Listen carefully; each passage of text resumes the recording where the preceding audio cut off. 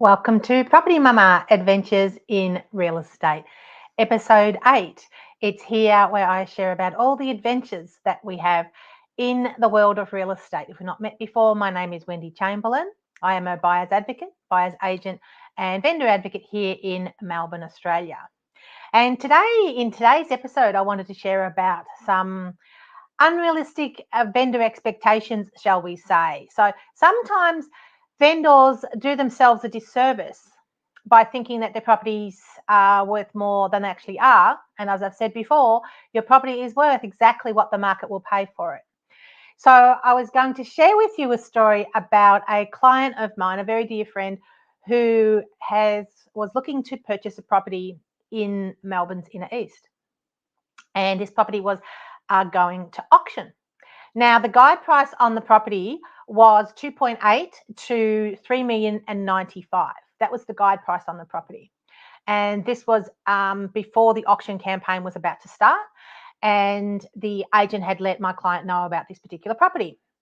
So, as I said, very dear friend of mine. So I stepped in to help her with securing the property. So she wanted to make an offer of 3.1, which was just over the top of the guide price. So we made an offer of 3.1. The agent said that's not going to buy it. And so we upped the offer to 3.2. And the agent said that 3.3 million was what would get the deal done. So my client had to think about that and wanted to have it inspect the home again. And so we went and inspected the property, and my client offered a best and final of $3.3 million for this particular property, because that was well over what the guide price was. And as I said, it was a bit of an emotional purchase for my client. She'd had some situations happen, and this was something that was going to secure her future.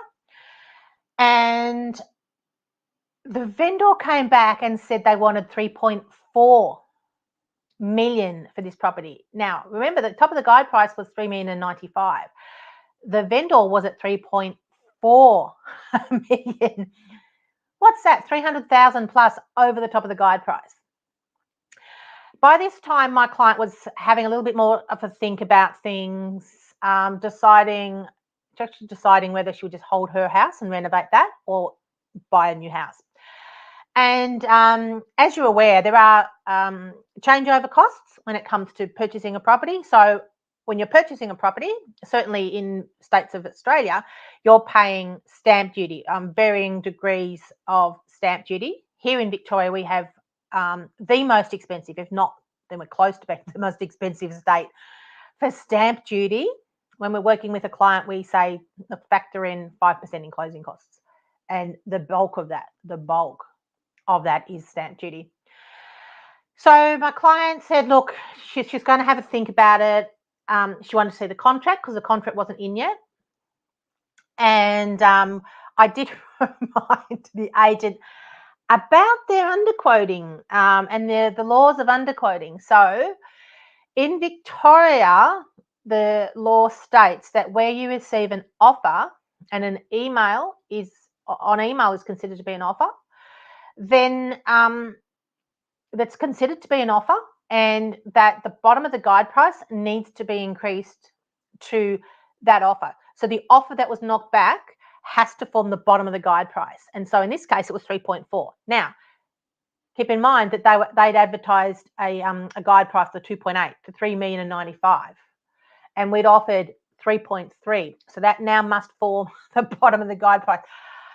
I've got so many stories about agents pushing back about not lifting the quote range when they get an offer, and they make up all kinds of excuses. So as I said, and writing an offer on an email, which then gets put onto a contract, is considered an offer in writing. And I know that because Consumer Affairs went after a real estate agency in the west of Melbourne, and based on there being an email coming in from a potential purchaser that had an offer on it and a price, that was considered to be enough that the bottom of the guide price needs to be moved. And so they actually got fined. That agency got fined because they said, well, it's only on email. And it was deemed, no, an email is sufficient. So many times I can tell you I've had agents push back on me saying, oh, that's not a proper offer. Look, do you really want to change it? Honestly. Goodness me. So my client decided to take a breath. And then as the campaign went on, we'd taken a back step. We'd taken a bit of a back seat to see what was going on. So the agent, they refused to change the guide price, which is illegal in itself. But I've talked about this. What can you do? You report them, nothing happens. So we just left it. Anyway, a few weeks went by and it was heading towards the auction. And I had a call from the director about 2 to 3 days before the auction. I had a call from the director of the agency in a panic going, is my client still interested in the property? Which she wasn't, because the buyers had dried up. In that time frame, the buyers had dried up. And there's a saying in real estate that the first offer, which is attached to that buyer, is generally the best offer. So that vendor had an offer that my client was prepared to make. Now, that was an emotional price on that property for the reasons that were going on for her. And they didn't take it. The greed gland started secreting. It started doing this. And we see it all the time. Vendors' greed glands start going, oh, there's all this interest. My property's probably worth more. And they put the prices up. So what I will say in relation to underquoting, it's not always the agent's fault. And I have talked about this before. It's not always the agent's fault where a vendor is putting the price up. However, it is the agent's fault where they do not adjust their guide price. They are required under the law to adjust the guide price. And this agent didn't do that. And so it was a few days before the auction and he was panicked because there was no buyers. All the buyers disappeared. Certainly nobody at the level where my client was prepared to pay. And so all those buyers had dried up. And he was asking, is my client going to be at the auction? Is she going to be there? And no, because she'd taken, as I said, she'd taken a breath and decided no. And it was a toss-up between keeping her house and renovating it, as I said, or buying something else, which is expensive. I said, stamp duty costs, etc. Renovating's not cheap either, but you're not just giving money away to the government, which is what you do with stamp duty. You're actually investing it in your property. So no, we weren't going to go to the auction. We did not show up to the auction because the market had started coming off at that point, because markets ebb and flow. If you're in real estate, you'll see multiple markets over many years, and markets are always doing slightly different things because there's always slightly different factors at play. So at the moment, we have a cost of living crisis with many people starting to watch what they're spending. And so that's coupled with interest rates that have been going up over the last few years. They've been steady and potentially even coming down later in the year. But different markets do different things. And so no two markets are ever the same. So at this particular time for this property, the market had started to come off. And so the buyers had disappeared. So were we going to the auction? No. And so the property went to auction on the Saturday. It got passed in. There were no bids on the property. Nobody bid. And the agent rang me on the Sunday going, is my client interested at all in the property? And I said, no. It passed in under the hammer at 2.8. And they had one buyer that was interested afterwards, but they needed FIRM approval, which is the Foreign Investment Review Board here in Australia, that where you are a foreign national looking to buy into Australia, you have to get approval from the to buy as a foreigner to buy Australian real estate. So that person will look in to buy the property, nowhere near at the level of the price that my client at that point would have paid for it. That was the only buyer that they had. And the agent was just ringing saying, what's your client doing? She's there. No, she'd moved on because she'd made a decision saying, no, this wasn't the right property for her. And that vendor, I was going to say they should be kicking themselves. They had somebody that was prepared to pay them basically an emotional price for their property, and they didn't take it. They did not take it. So that property languished on the market for weeks and weeks and weeks, and ended up selling a couple of months later for a lot less money. So that's an example of vendors being unrealistic, that you had someone standing in front of you with a bucket of cash prepared to hand it over, which was well above, like I say, in real estate, there's generally, there's the price of the property, and then there's often an emotional price. And I have this conversation with my clients that there's what the property would be worth. And then I also ask, well, how long are you intending to hold the property? Because where you hold a property over the longer term, that's where you get the opportunity for a property to increase in value. As a generalization, over the years, properties go up in value, and that's been shown if you see any of these graphs that you can look up, that you have the ebbs and the flows, little dips and things where things come off and things go up. Based on what's going on in the world. So, for example, there was a dip in 2008 during the global financial crisis, and then properties went up again, and there was another dip in 2012, and then things came off again, and then they kicked off again. So these little pockets, and I've spoken about this before, these little pockets of opportunities for buyers come up. There was one in 2018 for a couple of months around about July. There was one in 2020 when the whole shenanigan things started happening. In March of 2020, there was a buying opportunity there. And certainly here in Melbourne and Sydney, I know as well. Once people went, oh, okay, things took off again. So these little pockets of buying opportunity do come up when you know a market. And as a buyer's agent, we know markets because we are living and breathing real estate every single day. So we can pick these pockets generally when we're in them. Most people pick them when they're out of them. Now, there was another one in December, just gone in 2023, around about 2-3 weeks, where prices came off. And so it was a prime buying opportunity for buyers. So you need to, if you are looking to buy real estate, you need to understand the market that you're buying into. So you need to have that level of expertise and know a market to that level. So it's interesting because many people go, oh, that was the bottom of the market. And most people can't see when the signs are there that you're in that kind of thing, that you're in a market where things might have come off a little bit. So if you're looking to buy a property and you don't have that expertise or that confidence, well, then come and speak to us at Chamberlain Property Advocates. That's what we do. We buy properties for clients. And speaking about an unrealistic vendor and also that little pocket of opportunity in December, we bought a few properties for clients in December. And there was one property that was on the market, and my client showed it to me, and it was above our budget. It was well above our budget. And I said, they're going to want way over on that. I said, but we'll go have a look at it. Go and have a look at it and see if you like it. Now, the house, it was in Bayside of Melbourne, in the Bayside suburbs of Melbourne. And the house itself was a lovely 2-story terrace, but a little quirky. So sometimes the terraces, the floor plans are quirky, which did put a lot of the buyers off, but my clients loved it, absolutely loved it.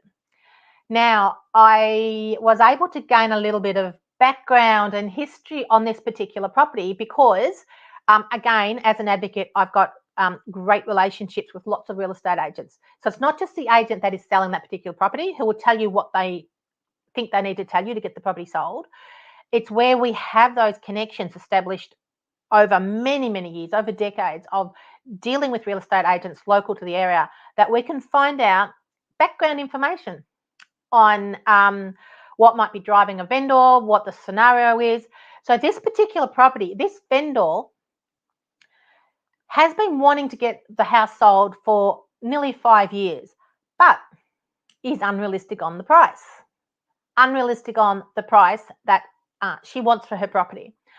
And one particular agent that I spoke to, because when we were looking for clients, talking to agents, and I asked about this particular property, which they had not listed. And they actually said, we're pleased we didn't list it because that vendor has been wanting to sell that house for however many years, and it's always been overs on her price, what she wanted. And it was just unrealistic, totally unrealistic.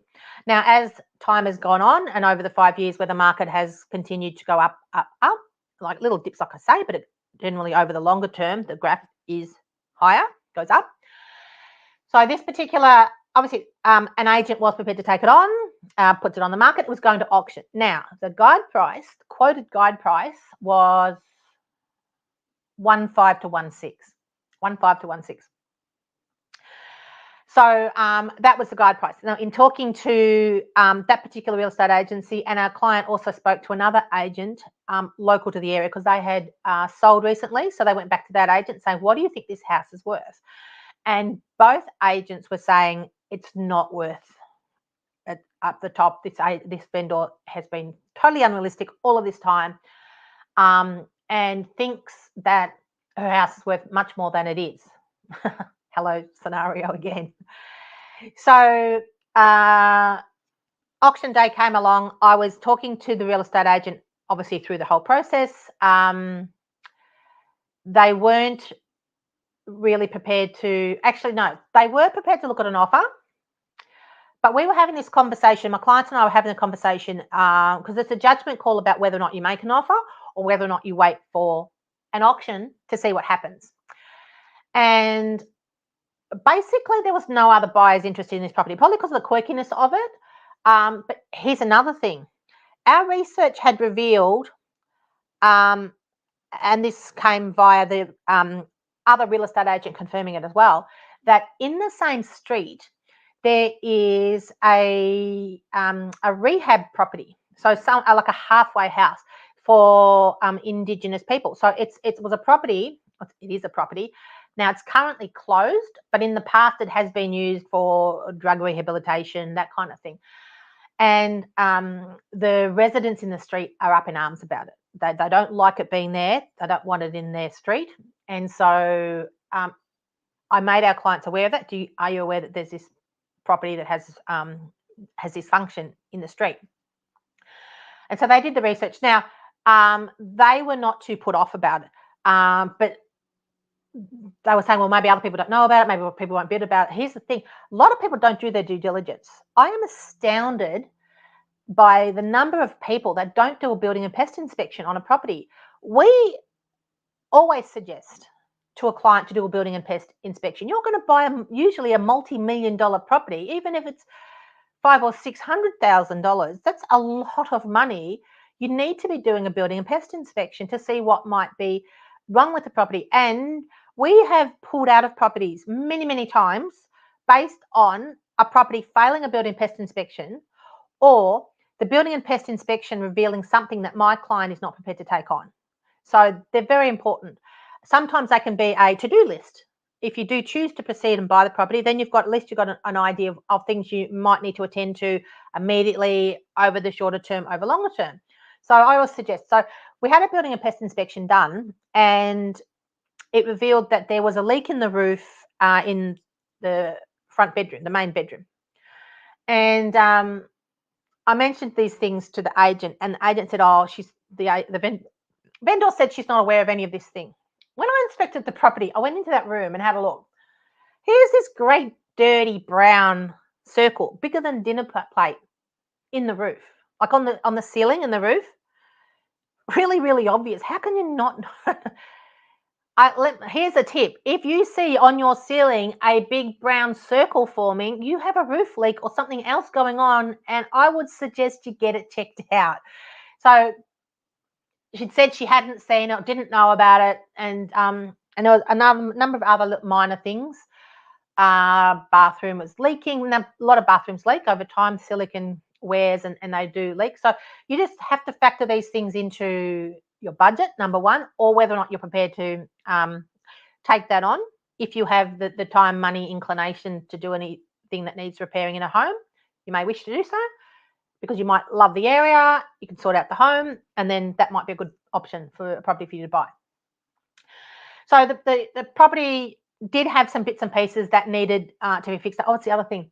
that they had the range hood in the kitchen was vented to nowhere. It had a vent going up to nothing. It didn't vent outside the kitchen. So it's actually non-compliant. So there was that as well, and other bits and pieces. So kept in touch with the agent. We decided not to make an offer. He was pushing hard for an offer, but we said, no, we don't want to make an offer. Want to see, because I think, let's see what plays out at the auction. So rolled along on the Saturday to the auction. There was like a smattering. Now, this is about, I think it was about, well, it was the 16th of December. So it was like a week and a half or 2 weeks before Christmas.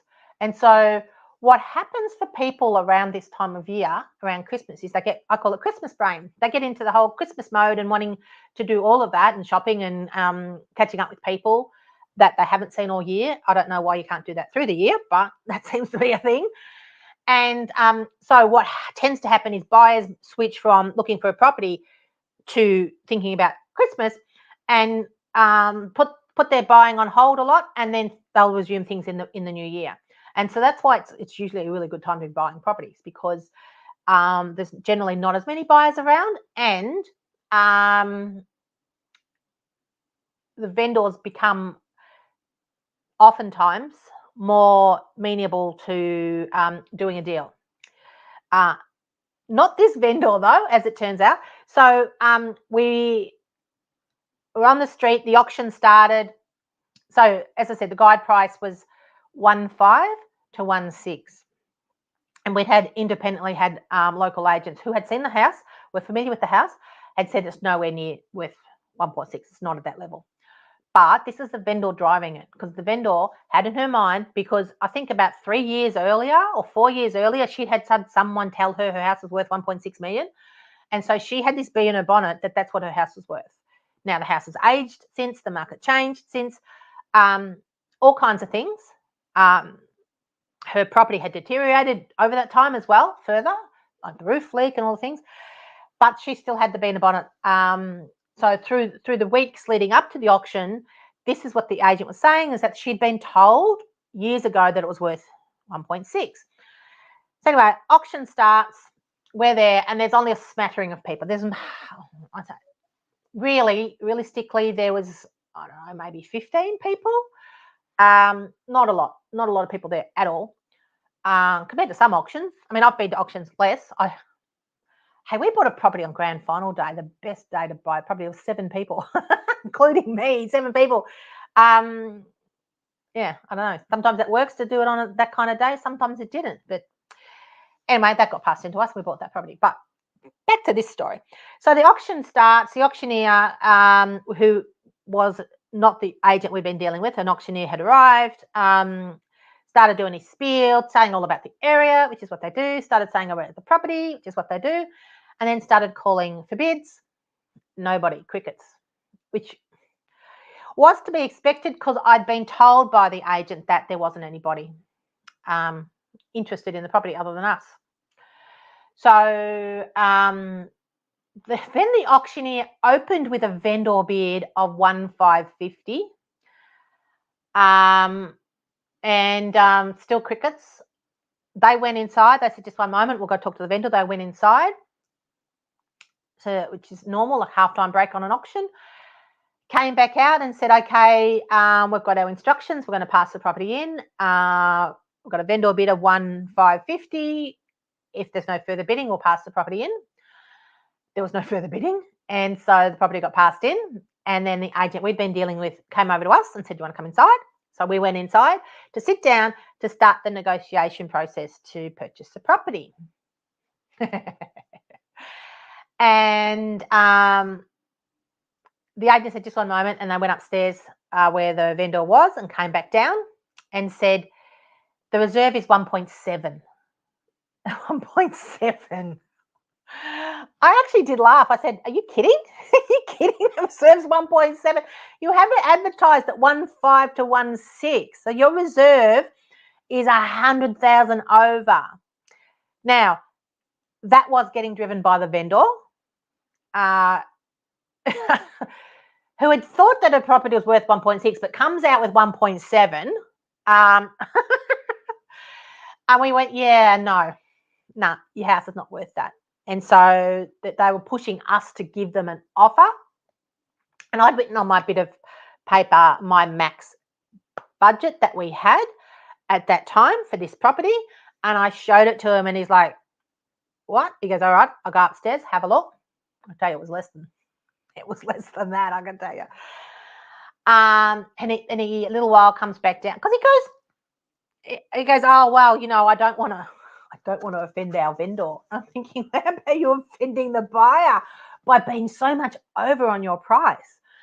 So went upstairs, came back down, and she came down to 164 on this property, and we said, no, that's not gonna work for us because your property's not worth it, not worth it at all.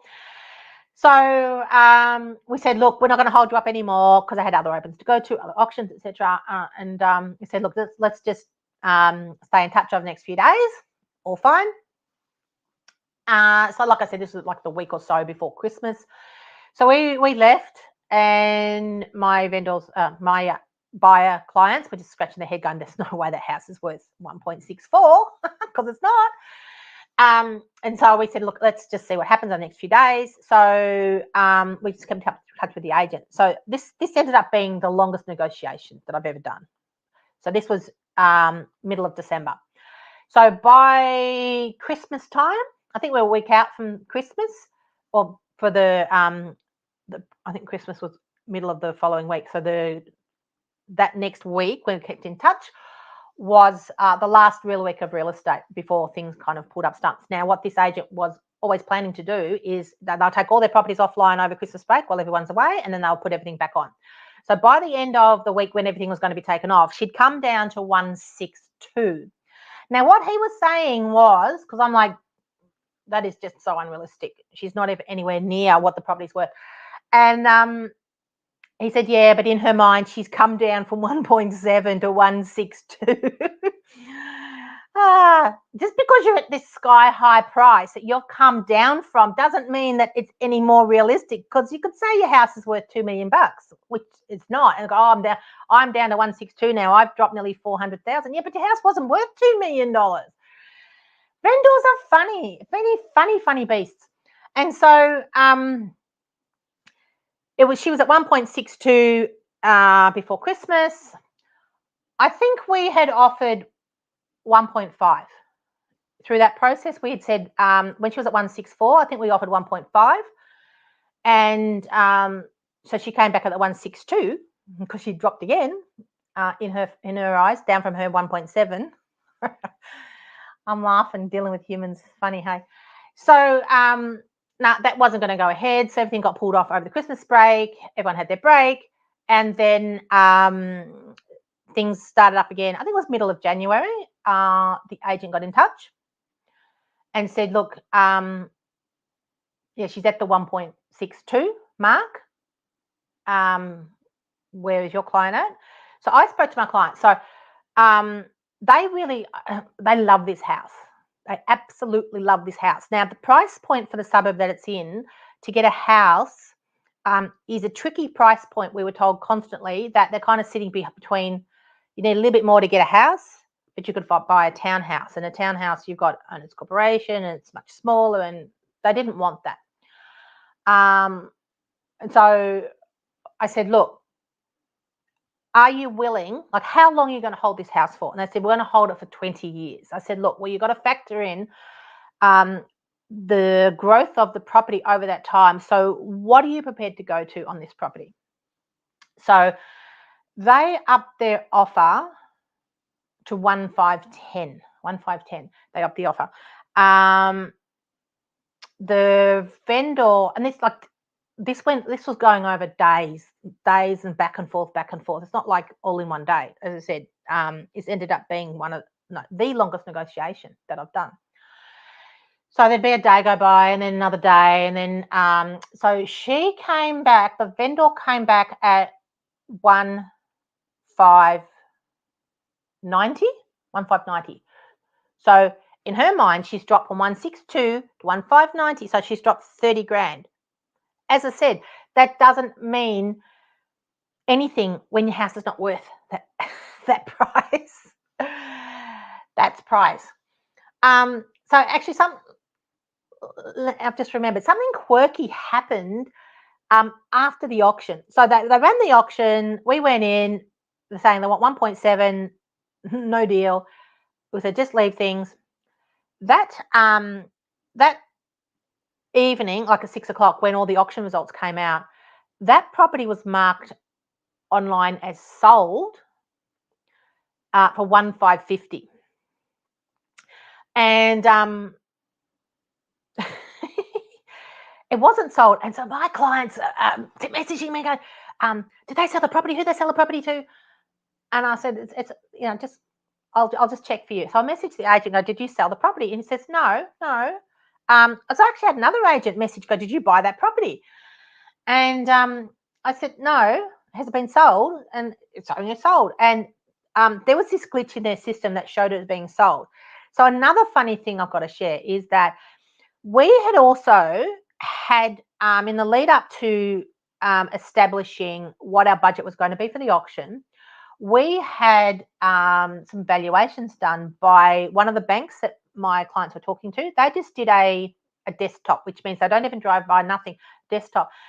And the valuation came in really, really low, really, really low, which made my clients really nervous, because what happens when you buy a property is if the valuation done by the bank is less than what you've paid for it, you've got a couple of choices. The worst case scenario is that you can't settle and you default, which means that you lose your 10% deposit.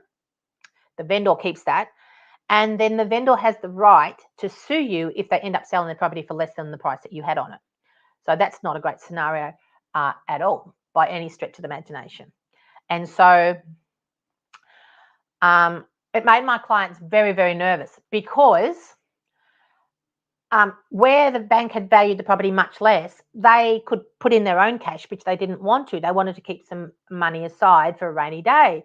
And so that was really tempering what offer they were prepared to put forward, based on the bank may not even give value of the property at the purchase price. So that's always something that people need to keep in the back of their mind, is what the banks will value your property at for the purchase price.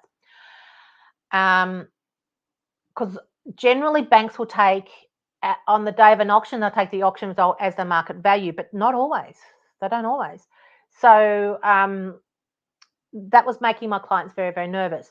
So anyway, we've come back from the break, and she's at 162. We'd gone to 1,510, and then I think she had dropped to she was 1,595 or 1,590, 1,595, I think she actually was. So I'm having a conversation with my clients. My clients love this property, and there in the back of their mind was this problem with this one bank's valuation. Another bank had done a valuation and was higher. And so they were just weighing this up about what they wanted to do with this particular property. So they upped their offer to 1,520. Now the vendor, again, days go past, back and forward. The vendor counter offered at 1,565. 1,565. And then again, the agent saying in her mind she's come down all this, she's down from 1.7 down to 1,565. Yes, but your house wasn't worth 1.7. But this is what goes on in the mind of the vendor, that she has accommodated coming down. She also was concerned about her settlement time, because she'd lived in the home for quite a while, and she wanted a longer settlement. Our clients wanted a shorter settlement because their bank pre-approval was expiring, and they actually needed to do a shorter settlement. So they were concerned. So you've got all of these things going in the mix, which is always the case. You've got the conditions that the buyer is looking to buy under. You've got the vendor conditions of what they're looking to sell under.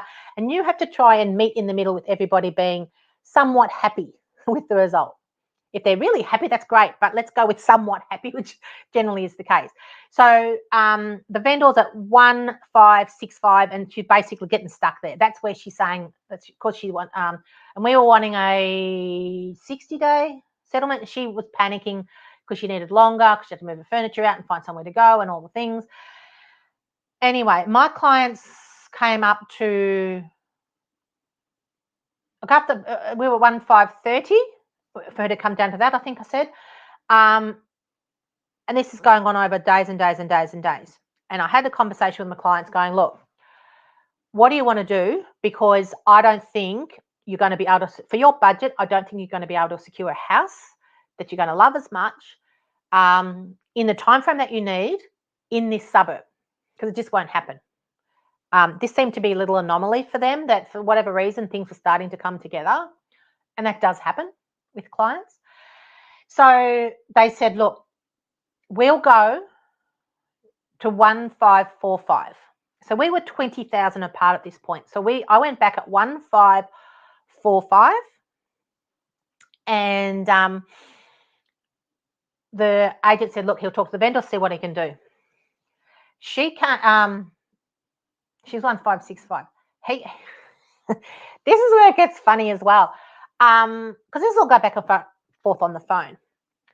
So he came back to hand on heart. The agent came back to me and he said, she will sell it for 155. 155, which is 1550, right? 155, if you add the extra zeros on the end, 155. I said, all right, let me speak to my client. So I spoke to my client.